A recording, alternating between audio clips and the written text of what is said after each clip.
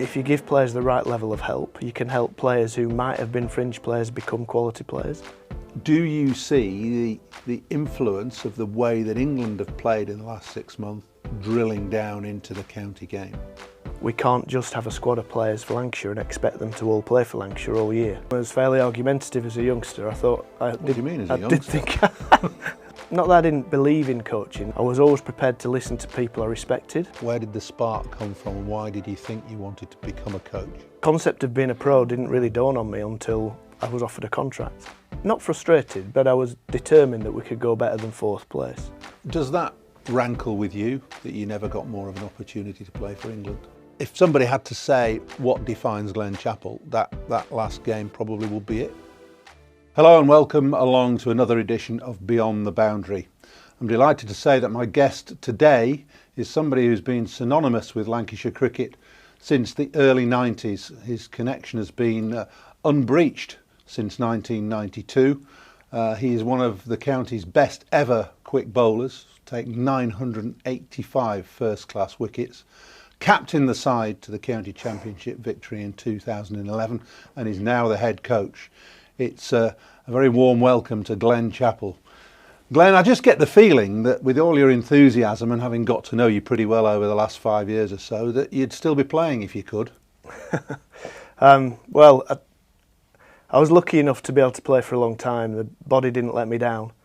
And I still have a bowl in the nets now and again.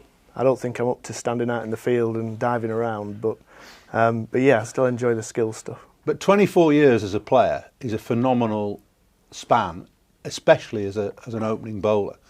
What fortified you through all that? Through obviously your early part of your career, it's all said and done, but through the latter part. Yeah, well, I think in 24 years you change a lot in that time, and your outlook changes. From starting off being surprised that you're a professional cricketer and wondering what you're doing, to going through thinking halfway through I thought I've had a decent career now, but it's going to take a big effort to carry on. And as I played for longer, I seemed to get more and more resolved to carry on and sort of do something that I could be proud of at the end of it. Jimmy Anderson, no less, said a couple of years ago, he said, "I've never played with anybody who works harder at his game."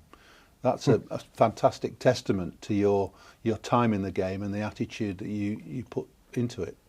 Yeah, again, I think I realised as I moved through my career that you had to put the right kind of work in. I'm not sure about working harder, but I did work as hard as I deemed necessary. But it became, the work that you do is important. So if it's 10 minutes, it's 10 minutes. But if it's an hour, it's an hour. You need to prepare to play the next game you're going to play and to be able to get through a full season. And there's a lot of things around the edges of being a bowler that you need to pay attention to if you want to stay on the park. And that's just not the normal stuff. It's all the modern stuff that we do to prevent injury, to make certain areas of your body stronger. Where did all this come from then? Because for a Lancastrian, which you're not because you were born in Skipton, and somebody who's grown up on the border of Lancashire and Yorkshire at Earby, what was your early influence in all this? Were your parents very instrumental in instilling in you a work ethic? Yeah, well, work ethic, I think so, certainly. Certainly grounded people, but they were both involved in the cricket club down at Earby. Dad was a pro in the leagues, played for many years for Earby, Nelson, Darwen. And we were a family who just spent time at the club, really. I had a lot of friends there, so we were always there playing cricket, whether it be tennis ball, in the nets at night with the men. And in those days you would progress quite early, so I was playing at 6 in the under-12s, I was playing at 11 in the 3rd team, and there were no restrictions on anything, so it was just a life spent playing cricket basically. Did you play at school? No, only a couple of games. I think my school was more football. Played 2 games I think at school, won one against another team who didn't play, and then we played against Queggs in Blackburn and got beat by about 200 runs. So you're very much a product of family, club and the Lancashire age group setup? Yeah, absolutely. My school were very helpful. They were always keen to let me go to every representative fixture and training thing going. the representative stuff, because I lived on the border of Lancashire and Yorkshire, I went to school in Lancashire, which made me qualified for Lancashire schools. But the first instance I remember was our club having winter nets at Burnley, and there was a coach called Jim Kenyon, who was connected down here. So he brought me down, and that was my first connection to the club. Jim Kenyon was one of the stalwarts of the coaching setup in Lancashire in the 80s and way before that as well, and he must have brought quite a few young cricketers into Lancashire's books, I would say. Yeah, there's a lot of players of certainly my era, older and younger, who have good things to say about Jim. So I remember him coaching me in a similar way to what my dad would do, you know, challenging you, can you do this? You know, what about the in-swinger? I want to see 3 out-swingers, all that stuff. So that's good coaching. You know, back in the day when coaching wasn't really a learned thing, it was just experienced cricketers helping lads along the way. Well, it wasn't an occupation then, was it, No. coaching? I mean, I think coaching has only really come into its own as a profession, if you like, probably during your time in the game. Would you agree? Yeah, absolutely. When I started, we basically had a manager, didn't we? We'd call him coach or manager. And again, he would help us become better at cricket. But a lot of the learnings were from your teammates as well in those days. So you teammates, who were the biggest influences early in your career, apart from your dad, obviously? Well, all the fellas I played with at the club.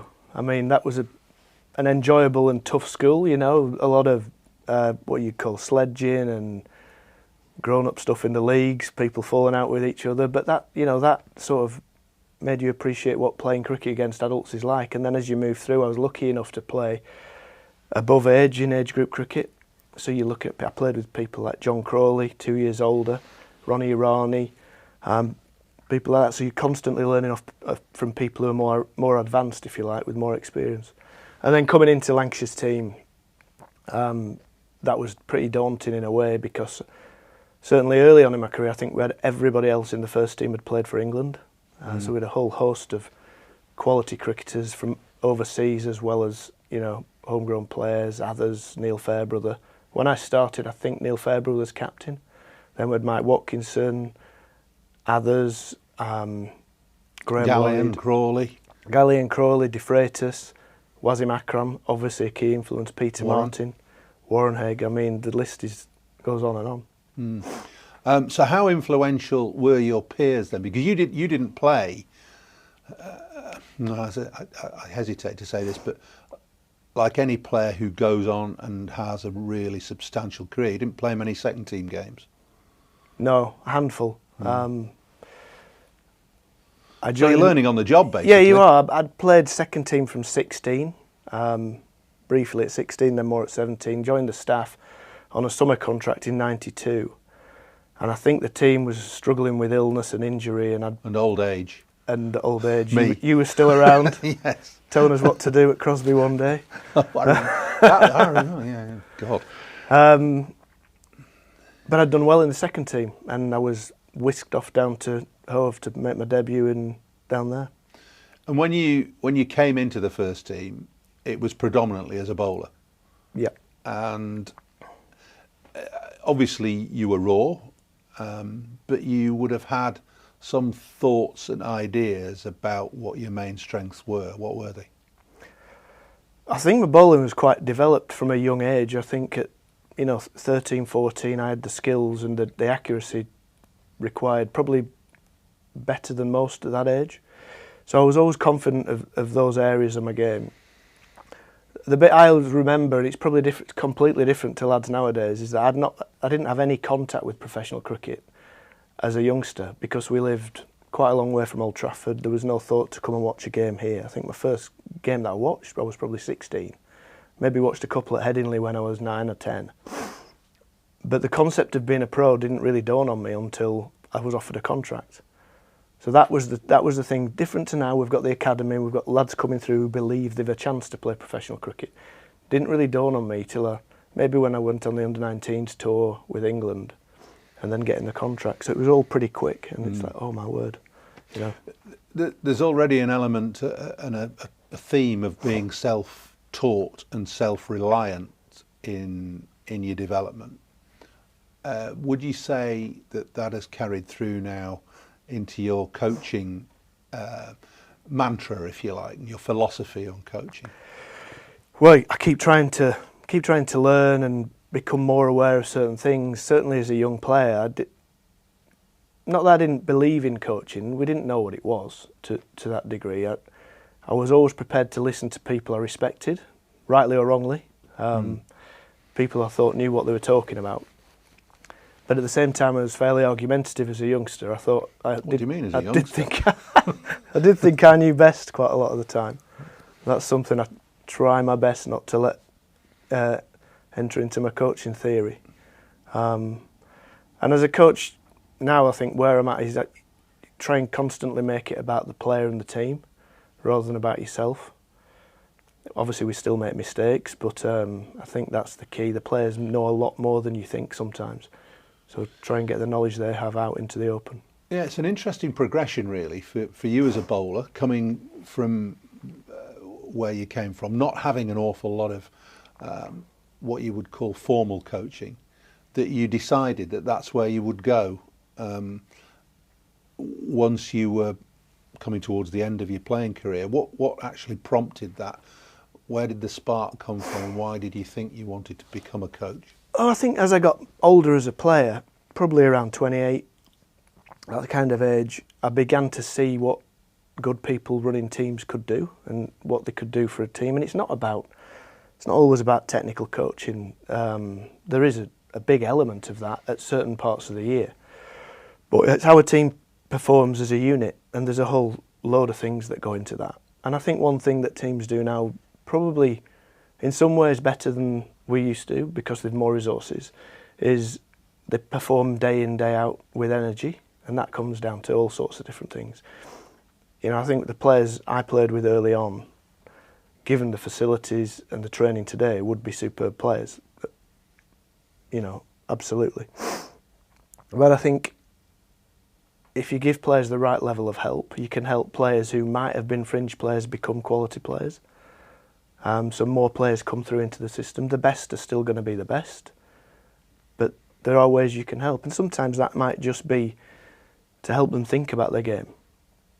And there's a lot of other things that impact on players negatively nowadays. Distractions, more distractions than ever. You know, we spoke about the game constantly because there wasn't the elements of professionalism that there are now. So we were in the bar talking about the game, learning from each other, inadvertently, if you like. You're the last of a whole long line, I think, of players who used to do that, spend time after the game talking about cricket. And you were very much an individual, a player who led by example. Bowling fast, opening the bowling plenty of overs a day, it's tough work. It really is hard work. And you have to go through all sorts of strifes and stresses to be able to perform.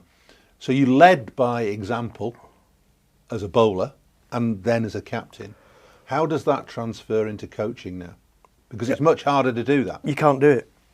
You can lead by example in the way that you do your job as well as you possibly can, and I think that's the overriding concept, that as a captain and as a bowler, you wanted to be seen as someone who could do the hard yards. However tough it got, you always wanted to set that example, and you had to enjoy it. You know, at the end of the day, I enjoyed that. The only way that I can think right now that transfers into coaching is do your job as well as you can, and that. You know, that's not me bowling 20 overs in the next net to show them I can do that. It's do the right things as a coach. Do you get frustrated as a coach?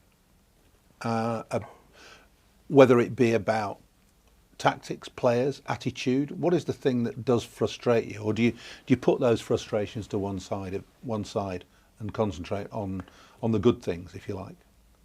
Well, it's not a perfect world, so you can't walk around saying I don't get frustrated about anything.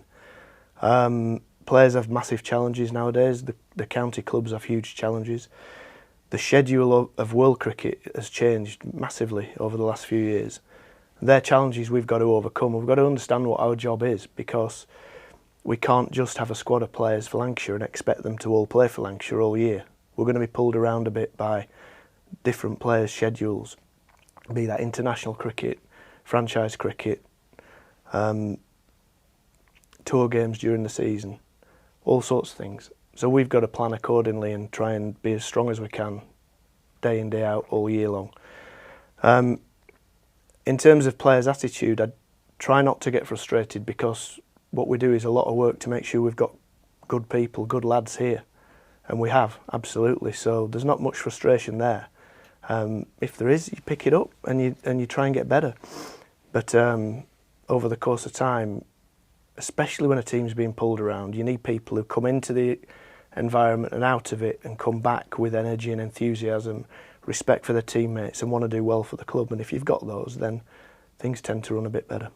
Let's come to that, back to that in a minute. I just want to wind the clock back a little. It's over 10 years now since Lancashire won the county championship. You were captain at the time. There were all sorts of constraints placed upon you then. You didn't have Old Trafford as a base because it was being transformed. The square was being turned round. You'd already been playing the best part of 20 years. And that win, that county championship win, just came out of the blue to those that weren't really associated with Lancashire. How did you formulate that season's plan? Was it down to you? There must have been elements from outside as well. But that was a phenomenal effort to win the county championship then. So Peter Moores came to the club in 2009. I think we'd finished fourth in both of those years leading up to 2011. But at that moment, the team had theoretically weakened a little bit. We lost some senior players, Stuart Law, people like that. And I think there was an area of naivety. I mean, I was a senior player, but I wasn't a coach yet. But you had much captaincy experience? Yeah, so I'd done the previous 2 years. Yeah, okay. So I was into the role then, and I was not frustrated, but I was determined that we could go better than fourth place. And I think there was an attitude around, we just said, right, we're going to win the championship this year. And that's not always the best thing to say, because that can create early issues. If you start losing games, you can go from thinking you're going to do that to being nowhere. But we had a group of young players who were hungry, and I think we just decided to let's challenge ourselves, because there's nothing lost with that. We just said we're going to win the championship. That's our aim, simple as that, and that's what we said. We needed a good start to do that, but fortunately that's what we got. The final game of the year was down at Taunton, obviously. You were suffering from all the strains and stresses that bowlers suffer from as they go through a season. You'd got a slightly, I don't know whether it was pulled or torn, or it certainly wasn't torn, ripped, but it wasn't clever, your hamstring. And you just powered on through. I think that sums you up, to be perfectly honest. If somebody had to say what defines Glen Chapel, that last game probably will be it. Would that be fair? I hope so. I still can't work that game out in terms of my personal injury. I've torn a lot of muscles in my time, and I know what a torn muscle feels like. And I think into about the fourth over on day one, I tore a hamstring to the point where I couldn't walk. So I'm thinking, all right, so I had to go off, get some ice on it, get some strapping on it. And for the rest of the next two sessions, it was just behaving like a properly torn hamstring. So I thought I was done. I think back end of the day, might be remembering this wrong, but back end of the day, we had a point where, there was nothing to lose. So I went back out there, and you can always bowl a little bit, hobble around, but it wasn't much better. I had some incredibly tight strapping on it by Sam, the physio. But as I went on, it sort of eased a bit. It was still tugging, but it eased a bit. But bizarrely, by the end of the game, it was probably 70% right. And, Talk about bowling through injuries. Well, we talk about that a lot as bowlers. I don't... Who knows? Because I never got it scanned. Maybe it was me inventing something. Maybe there was nothing there. Maybe it was a weird cramp. Didn't feel Tension. like that. Could have been something like that. No, I mean, who knows? But yeah. I can't say that, yeah, I can play with a torn hamstring, because that's obviously not true. But for whatever reason, fortunately, it got better and allowed me to play a part in the game. You've been, well, would you say that's the pinnacle of your career, winning the county championship in 2011? In terms of a long-term achievement, because it's, just look at the history around Old Trafford. It's hard to win a championship here. For whatever reason, we haven't managed it. Maybe that's a load of different reasons in different years. But to do it with a young team, 16 games I think it was in those days, it takes a collective effort for a long period of time. So I think, yeah, in terms of effort-wise and focus, because it's an achievement over 6 months, it's not just a final. You've been fortunate enough to play with a number of top class, maybe the best in the world, cricketers in your time at Lancashire. Two would be Wasim Akram and Murali. There are others as well. Who would you say was not necessarily most influential, but the best you've played alongside? Well, those two are obviously right up there. I mean, watching Waz bowl was just, it made fielding enjoyable when we didn't enjoy fielding so much. But I'd stand at fine leg watching Warren flying around behind the stumps, and the batters, basically Clueless. either petrified or amazed at what's coming down. Did he teach you much? Yeah. Did you ever get to master reverse swing, which he was the well, I suppose he was one of the pioneers of. Yeah, I think I was decent at it. I wouldn't say master it, because he mastered it, so I didn't do what he did. But I learnt from him, and early on, yeah, it was going against the way it should go, as reverse swing. But learning what length to bowl with it is quite important sometimes on different surfaces. And he was very influential. He used to be standing at mid-off and say, he used to say, drop your shoulder, hit back of a length, because people used to think you put it up there when it's reversing. Well, he said if you hit back of a length, it tends to look like it does more. Obviously, there's a reverse swinging Yorker that demolishes the stumps, but you don't always have the pace for that, or the batter might be up to that. But, a few subtle tactical things he was great with. The other players, well, there's a load of them. I bowled at Stuart Low for a few years, and then When he was playing for Essex. So he played for Essex. And in the crazy days when we had a Sunday League game in the middle of a championship game, I'm pretty sure he got 100 first innings, 100 on Sunday and 100 second innings. So we were pretty pleased when he came and signed for us. And yeah, he was a phenomenal batter. what did he average for Lancs? 60 odd, 70? Yeah. So class-wise, in the brilliant Aussie team of that era, in my mind, he was as good. Only played one test. One test, 50 odd, not out. Does that rankle with you that you never got more of an opportunity to play for England? I always say no, and I can see the reasons why I didn't at certain times. I also think they made a mistake quite a few times, if I'm honest, because I look at the people who've played, and I've no problems with the good players who played a lot of tests. That's absolutely fine. And if I'm honest, I'm quite clear that I wanted to play. If I want to look back on an England career, it wants to be 50 tests. So 2 or 3 wouldn't bother me. That doesn't bother me at all. So way over it now. Not a problem. It's just cricket at the end of the day. Exactly. Nothing you can do about it now. And suffice to say that you can take great joy from the career you've had at Lancashire, which isn't over yet, quite clearly. Let's just move it forward now, because your playing days are obviously gone, even though you'd quite like to carry on. They've gone, but you've been head coach for a number of years now, and you must still enjoy that challenge. What is it that really sustains you and keeps you going as a head coach? I think the big thing is I want to see a team go out there and play together and be strong together and win. Obviously, I want to help put together a team full of quality. But it's that idea of building a team to win something, and to know that you've earned it over a period of time. So then every season's quite demanding, but by the time you've had 4 or 5 weeks off, you start to be constantly thinking about what you need to do January, February, March to get ready for the new season.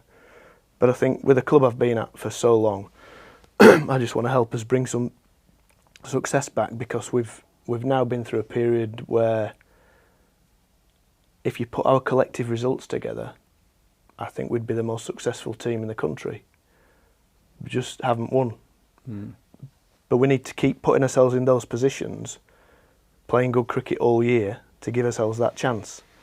But just keep believing that when we keep getting there, we'll be successful. But the overriding thing is to get a squad together who enjoy playing together, and we'll go out there and give 100%. How does the head coach role differ from being, say, just a bowling coach? Less time with individual players, and that's the big challenge, is to make sure you spend enough time with the individuals who want that time. You can still coach, and we do, so currently we don't have a specialist full-time batting coach, but as experienced coaches, I think we're all feel that we can help in those areas. And obviously last season our batters had an incredible year, but less time spent with individuals, because you're always thinking about what the whole needs. Yeah. During your time in the game, 30 years, I think we've already touched on this. Coaching has become it's developed away from the periphery, and I think it probably was on the periphery when you started, to becoming a mainstream function now, where teams they don't just have one coach, they'll have specialist coaches for bowling, batting, spin bowling, fielding, wicket keeping, etc., etc. And the skills within those different coaching elements have become greater and greater. Let's just take bowling, for instance, fast bowling. When you played, started playing, variety and variation wasn't really on the agenda. It was about consistency of performance. Now we're looking at variety in all forms of the game becoming predominant, aren't we? We're looking at bowling, wobble seam. I mean, wobble seam's become a standard ball. I don't know, it used to be, I've missed the seam this time, but reverse swing has come through all sorts of different adaptations have come into the game in your time. So you are constantly adapting from the old school type of player and coach into very much a modern phenomenon. Has that been difficult? It's enjoyable, to be honest. So as a player I grew up, as a bowler I grew up certainly with in-swing and out-swing and holding length. They're the key principles to fast bowling in England. And you'd have bowlers who weren't swing bowlers, they were called seam bowlers, and that might be because they bowled a wobble seam or a very straight seam, but that's a skill in itself. As soon as you tilt the seam in swinging conditions, it will swing. But there's a whole raft of different things now. So, for instance, the skill of a bowler in white ball cricket at the highest level, they have to bowl everything. They have to be able to bowl the old-fashioned Yorker, but they have to be better at it than they used to, because the ball's harder now and the batters have practiced hitting the full half volley or the low full toss. You have to cramp for room, you can't give any width. When the batter moves, you have to know whether to follow or to go wide. When you go wide, you have to be able to hold length if that's what the ground dimensions of the pitch need. Slow ball, if you bowl a wide slow ball, you need to be able to bowl, the best will be able to bowl a full one, a length ball, a slow ball. And people watching on TV from the old school will be saying, he's just bowling a load of rubbish. He's all over the place. Slow ball bouncers, all these things.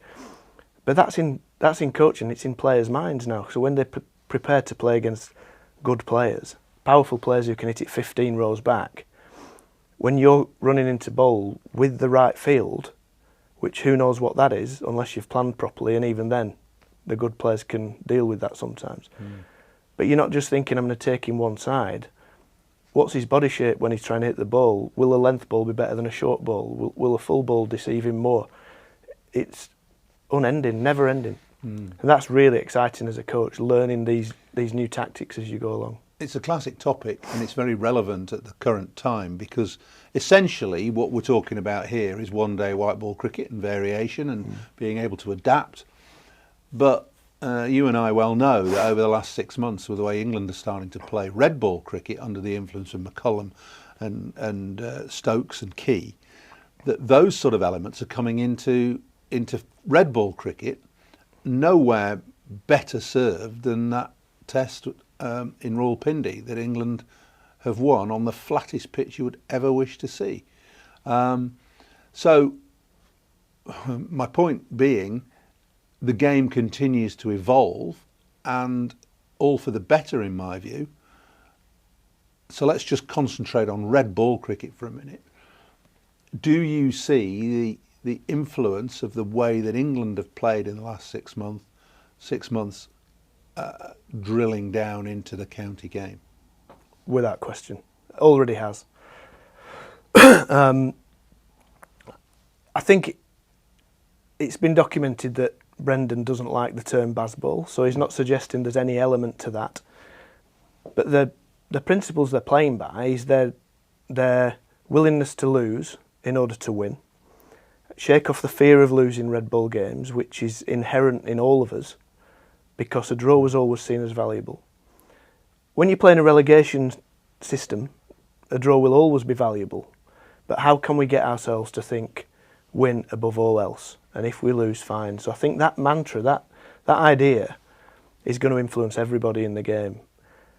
Even more importantly, it makes red ball cricket enjoyable, because they're watching, and hopefully the supporters are thinking, yeah, we can take a loss because they're playing such enjoyable cricket, and they will win more than they lose because they're a good team. So without doubt, it's already inspired players. It's made coaches think about the best way forward for their team. You still have to do the best thing for your team. You can't copy someone else's methods. But I think the idea that winning is more important than potentially losing is something we can all learn from. Are players, batters in particular, going to come to you, do you think, over time and say, red ball cricket, Glenn, I want to play the way that England are playing? It's my way to success. It's my way to absolutely to better myself. Two things spring to mind there is continuity of selection gives a player a chance to do that. So England are showing openly that they're backing players. That also gives players less chance to get in the team. But if you're going to ask players to take risks, they have to be sported. We want to win games of cricket, so how can we find ways to create space in a game to give yourself a chance to bowl a team out if the pitch is hard work? That's what England did in Rawalpindi. They scored at such a ridiculous rate, they had the time, and eventually they won out.